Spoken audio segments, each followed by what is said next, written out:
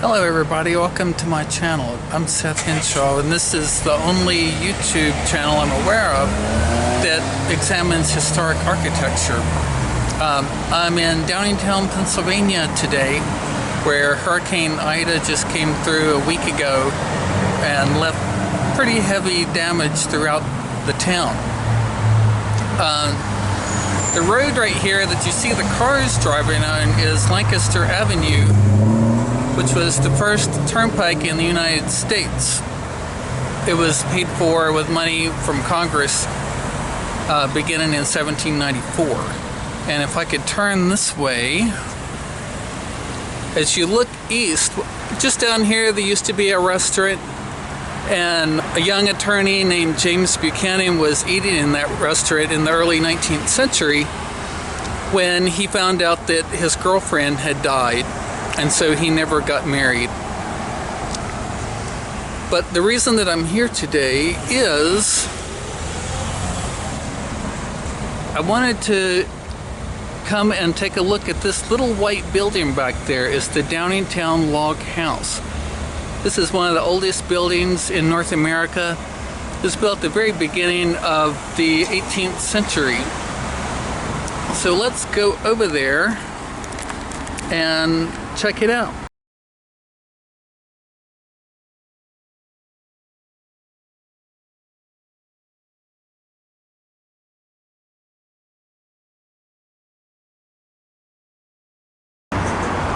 So this is the Downingtown Log House.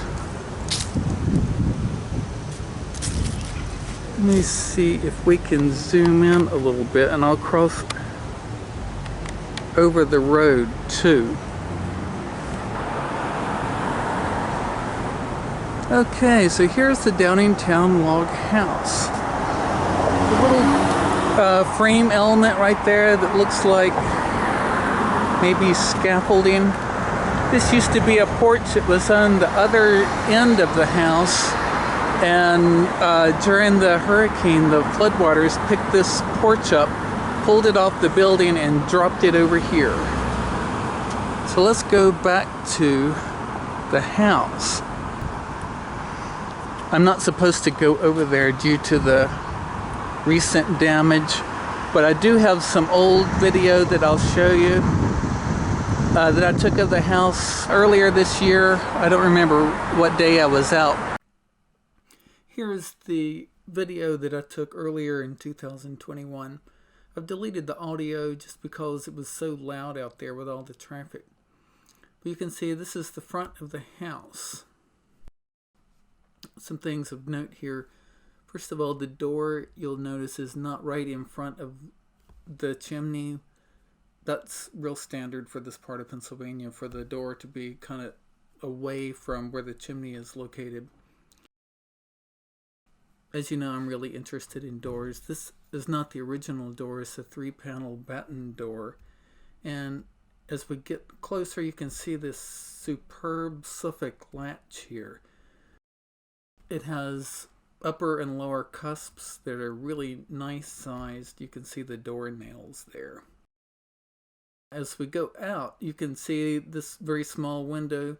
At some point in time, this window was extended upward, but this larger window was reduced back to its original size when the building was restored. At the corners, you'll notice that the logs meet in what's called a saddle notch, in which an arc is cut out of the bottom of each log, and it sits on top of the log below it. This was the more common type of notch in Chester County up until around 1760. One thing about log houses of this time is that the area between the logs was originally intended to be replaced every year. This is called the chinking.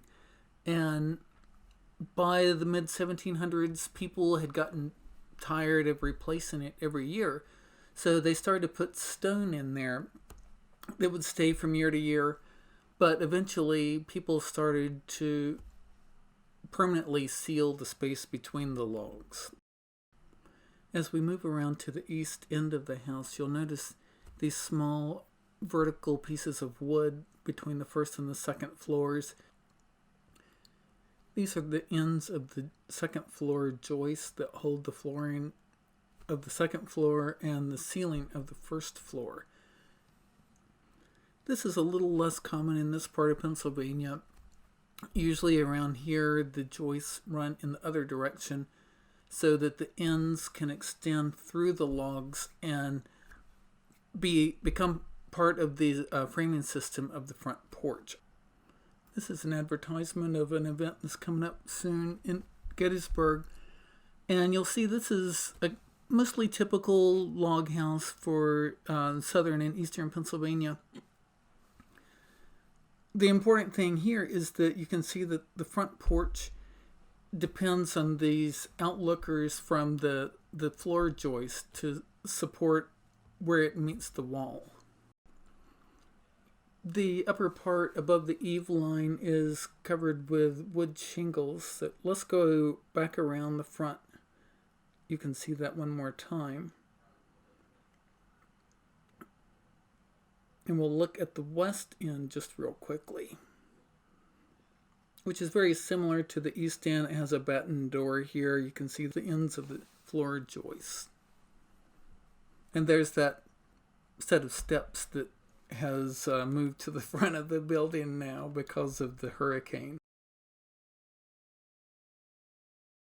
This is what you see as you come in the door. This is a room on the south side of the house. And above the joists are going east to west, where normally the joist would run from the front of the house to the back of the house.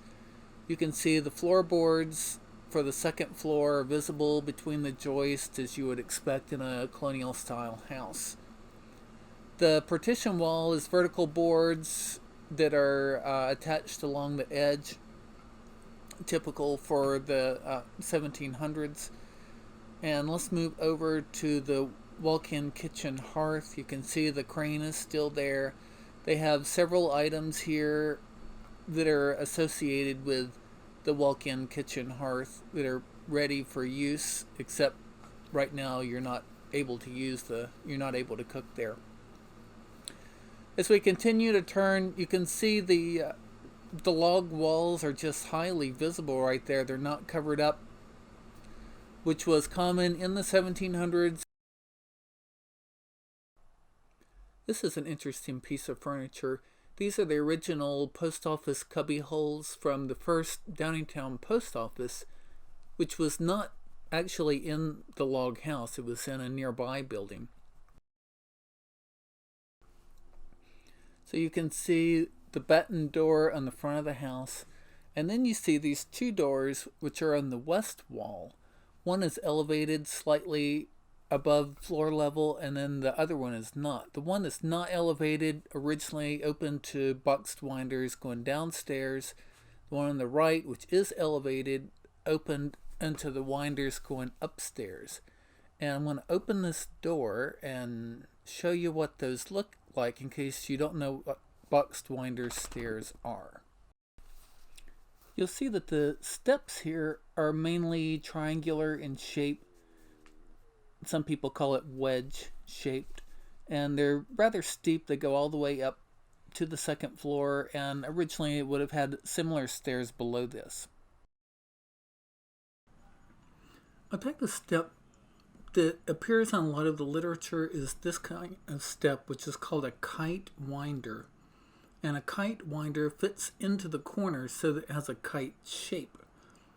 This type of step is actually very rare in Pennsylvania until about the time of the Civil War. The image you see here is of a kite winder in a house in New Jersey that was built in the 1720s. But if any of you are aware of a kite winder in Pennsylvania in a building built before the Civil War, I would really love to know. And you can leave a message in the comments below if you know of one. So as we finish up this south room of the house, I did want to point out one thing about this door that opens to the stairs to the second floor. It has this latch. This is called a Blake latch. It was patented in the 1840s. This happens to be the second design, which emerged around the time of the Civil War. It has a bigger upper cusp. And so it's not original to the house by any means, but it's still a century and a half old. Now let's turn around and we'll go through this partition door into the room to the north, which was used as the tavern room. This room on the north side of the house was a little more difficult to film because the lighting was not very good. But you'll see the joists still run east to west above. Here's the rear batten door, the second way to get into the house.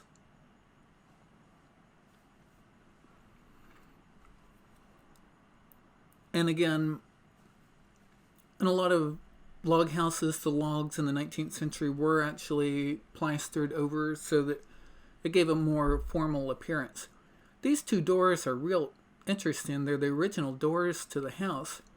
And as you see here, the doors had windows in the doors, which was very common for batten doors to have these panes of glass so you could see out to see who's coming in. And for some reason in the 20th century, doors like this started to disappear as buildings were being renovated. And I'm very glad that the Downingtown Log House still has these doors here. Right now we're looking at the back side of the chimney mast where heat radiated into the tavern room. And you'll see that little hole there in the chimney. Some people call that a candle nook. I really don't think that that's what that was, but I don't know what it was. It may have been something where someone, instead of putting a candle, would have had some kind of smaller lamp that wouldn't be as vertical. It would have been more horizontal. Because I've seen these in a number of buildings, and I always look at the top to see if there's charring, and it's very rare that there is any charring there. So these shelf-like areas seem to have had some other purpose. But if any of you know, definitely leave a message in the comments for me.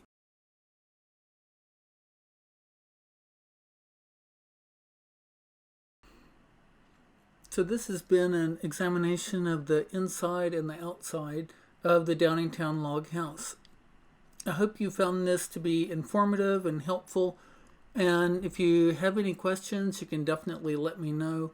I would especially just love it if you had ideas of houses that you know are available for me to do future videos of, or if you have requests for some particular style, and I'll see what I can find for that. But for now, thank you so much for watching, and I'll catch you in the next video.